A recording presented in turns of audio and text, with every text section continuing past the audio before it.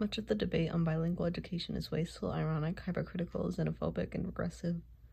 It is wasteful because of directing attention to sound educational practice. It has led to advocating specific models based solely on what language should be used for what purpose. It is ironic because most attacks on bilingual education arise from an unfounded fear that English will be neglected in the United States.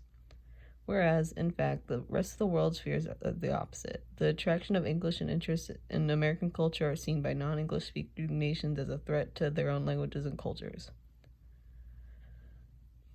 It is hypocritical because most opponents of using languages other than English for instruction also want to promote foreign language requirements for high school graduation. It is xenophobic because it reflects negative attitudes toward groups of people seen as different. Finally, it is regressive because the rest of the world considers ability in at least 2 languages to be the mark of good education. Providing quality education. The political struggle to defend the existence of bilingual education in schools has wasted much energy in the search for a perfect model and the best way to learn English. The recent history of bilingual education is replete with various models, all posing as panaceas. Over-reliance on particular models often detracts from analysis of what actually happens in schools.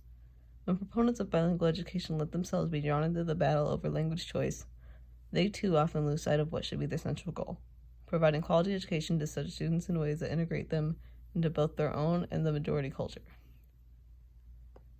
If educators could ignore their particular biases about the language use, they would discover sufficient evidence to orient them towards providing effective education in any language. They would recognize that the mission of schools is to educate students so that they have choices when they graduate. Educating bilingual students has to go beyond merely teaching them English or merely maintaining their native language. The world of work demands that graduates achieve not only high-level literacy skills in English and even knowledge of their other languages, but also analytic ability and the ability to learn new things. Bilingual students have not only the potential, but also the right to be prepared to meet challenges of modern society. Criticisms of bilingual education are not all unfounded. Some bilingual programs are unsuitable for delivering quality education even if they have graduated from some successful students. Much of the credit goes to the heroic efforts of individual teachers. Advocates must admit that many bilingual programs are substandard. Rather than offering a blanket approval for programs on the basis of whether they use the children's native language, advocates of bilingual education need to be selected by supporting only those programs and schools that adhere to the principles of good education for bilingual students.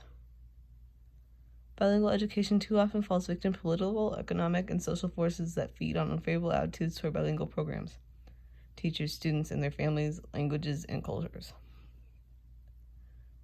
Such attitudes translate into school characteristics that limit quality education for language minority students. Research on effective schools demonstrate that schools can stimulate academic achievement for students regardless of how situational factors influence them. According to researchers Wayne P. Thomas and Virginia Collier, schools with the highest achievement levels were so effective that the effect of these programs overcame the power of student background variables such as poverty. Low-income students were able to be high achievers. Considerations of language and culture facilitate English language development without sacrificing the native language and the ability to function in a cross-cultural world. Educational equality and the transformation of schools. The rising sense of frustration with public education has called into question our ability to educate our students. The search for better ways to educate children has led to a proliferation of commissioned studies and government initiatives with recommendations to reform education in general. According to researcher Ginny Oakes, in our quest for higher standards and superior academic performance, we seem to have forgotten that schools cannot be excellent as long as there are groups of children who are not well served by them. In short, we cannot have educational excellence until we have educational equality. One such population that has not been properly served is bilingual students. According to researcher Alba and Ember, language minority children tend to lag behind language majority children academically, and the dropout rate for some linguistic minority groups is as high as 70%. The dropout rate continues to increase with new nationwide requirements to pass standardized tests in English for high school graduation. Some students are even encouraged by the schools to drop out and take the GED General Education Development Test instead. Most national education reform efforts including bilingual education.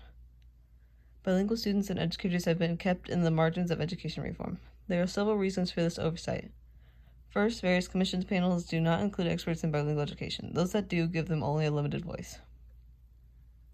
Second, bilingual education is perceived as a politically controversial topic to be left up to legislation and court rulings to enforce implementation. Finally, it is seen as a compensatory program separate from mainstream education rather than a sound educational approach that can be integrated into the goal of foreign language development present in most proposals for educational improvement. According to researchers Mark Lascelles Peterson and Charlene Rivera, if the schools of the 21st century are truly going to be characterized by educational excellence for all students, they must be designed with all learners in mind, including those who bring linguistic riches with them to school. Despite research evidence on the value of quality bilingual education, testing requirements set forth by the NCLB, No Child Left Behind, and Education Initiative are undermining bilingual programs.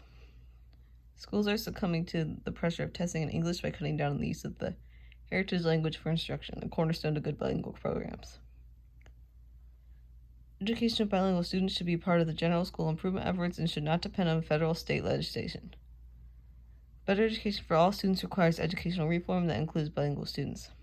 Schools should be arenas where bilingualism is praised, cultural differences are sources of learning, and the main focus is on the quality of education. Schools where various languages and cultures are the norm with the curriculum and classroom experience, enriched by this linguistic and cultural variety, prepare students for the world of the 21st century. All students, not only bilinguals, need to find balance in their quest to become global, preserving their own individual identity as well. A cross-cultural school environment helps form such individuals. Bilingual programs help all students. The presence of bilingual personnel enriches staff resources. Bilingual teachers provide added knowledge in teaching and managing strategies that help increasingly multicultural schools. Such teachers contribute to the staff's understanding of bilingual students and to establishing ties with the communities of all students. They also provide added language models for schools promoting foreign language education.